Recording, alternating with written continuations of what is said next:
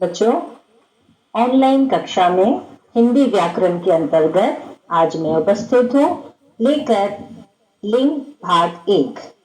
आज हम पढ़ेंगे लिंग भाग 1। चलिए तो देखते हैं इसमें हम क्या पढ़ेंगे। लिंग शब्द का अर्थ है चिन्ह या पहचान का साधन। अगर इसकी व्याकरणिक परिभाषा की बात करें तो क्या परिभाषा है इसकी? शब्द के जिस रूप से यह पता चले कि वह पुरुष जाति का है या स्त्री जाति का, उसे लिंग कहते हैं। जैसे आप उदाहरण में देखिए, बालक दौड़ता है और बालिका दौड़ती है। अब यहाँ पे देखें, क्रिया भी बदल रही है। बालक पुल्लिंग है, इसीलिए बालक दौड़ता है, और बालिका स्त्रीलिंग है, इसीलिए बालिका दौड़ती है। लिंग के भेद जानते हैं। लिंग के 2 भेद हैं, पुल्लिंग और स्त्रीलिंग। कितने भेद हैं लिंग के? 2 भेद हैं, पुल्लिंग और स्त्रीलिंग। और इसके बारे में हम अधिक जानेंगे आगे आने वाली स्लाइड में। देखिए, पुल्लिंग। पुल्लिंग की परिभाषा क्या है? शब्द के जिस रूप से पुरुष जाति का बोध हो उसे पुल्लिंग कहते हैं। जैसे आप उदाहरण में देखिए, दादाजी टहल रहे हैं, लड़का स्कूल जा रहा है। तो यहाँ पर दादाजी और लड़का, ये दोनों क्या है? पुल्लिंग है। स्त्रीलिंग में देखिए, शब्द के जिस रूप से स्त्री जाति का बोध हो उसे स्त्रीलिंग कहते हैं। जैसे बालिका नाच रही है और नदी बह रही है। आपने ध्यान दिया होगा बच्चों कि कर्ता के हिसाब से ही क्रिया हो रही है। कर्ता पुल्लिंग है तो क्रिया भी पुल्लिंग है, पुल्लिंग की तरह हो रही है। और कर्ता स्त्रीलिंग है तो देखिए यहाँ पे नदी स्त्रीलिंग है तो बह रही है। चलिए तो अब आगे बढ़ते हैं। लिंग निर्णय के कुछ आधारभूत नियम हैं। अब देखिए, स्त्रीलिंग पुल्लिंग तो हमें समझ में आ गया, लेकिन जब हम बात करते हैं निर्जीव वस्तुओं की, तो उसके लिए भी लिंग निर्धारण के कुछ नियम बनाए गए हैं। व्याकरण में कुछ नियम दिए गए हैं। क्या है वो नियम? हिंदी में सभी संज्ञाएं पुल्लिंग या स्त्रीलिंग के अंतर्गत रखी गई हैं। अतः इस बात का निर्णय करने के लिए कि कौन सा शब्द पुल्लिंग और कौन सा शब्द स्त्रीलिंग है, इसके लिए कुछ आधारभूत नियम निर्धारित किए गए हैं, जो इस प्रकार है। अब देखिए, पुल्लिंग के रूप में प्रयुक्त शब्द क्या क्या है? पर्वतों के नाम। कौन कौन से पर्वत? हिमालय, अरावली, विंध्याचल, आल्प्स।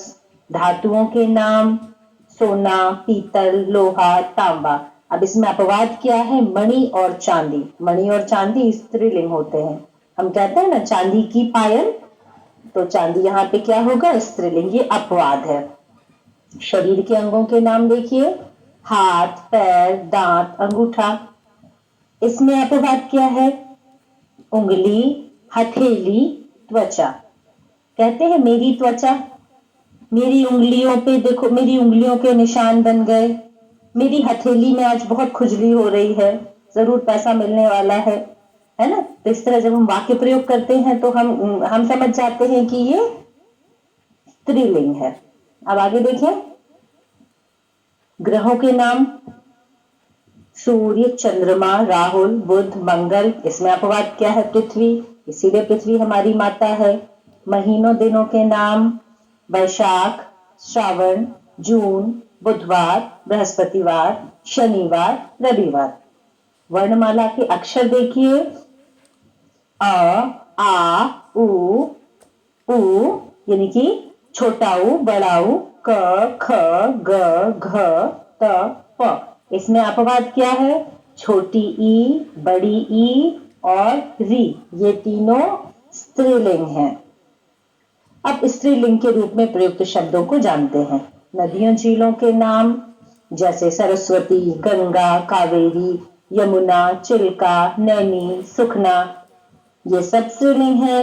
भाषा बोली लिपि के नाम, हिंदी, पंजाबी, देवनागरी, मलयालम, डोगरी, सभी स्त्रीलिंग है। नकारांत संज्ञा, जिसमें पहचान, लगन, उलझन। नकारांत संज्ञा क्या होता है? न, से अंत होने वाली संज्ञा। यहाँ देखिए पहचान, न, लगन, न, उलझन, न, सबके अंत में न है तो ये हो गया नकारांत संज्ञा।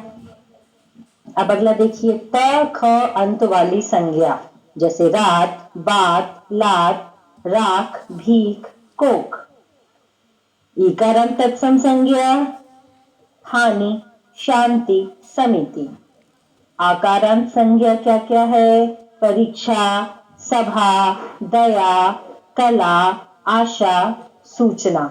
मेरा परीक्षा कभी नहीं बोलते हैं बच्चों, मेरी परीक्षा। जैसे मैं कहूं मेरी परीक्षा कल से है ना? तो इस बात का विशेष ध्यान रखने की आवश्यकता है। जब हम व्याकरणिक नियमों को समझेंगे तभी हम अच्छी हिंदी बोल सकते हैं। तो आज उम्मीद करती हूँ आप लोगों को ये पाठ समझ में आया होगा। बाकी की बातें हम अपने अगले वीडियो में करेंगे, लिंक भाग 2 में। तब तक के लिए धन्यवाद।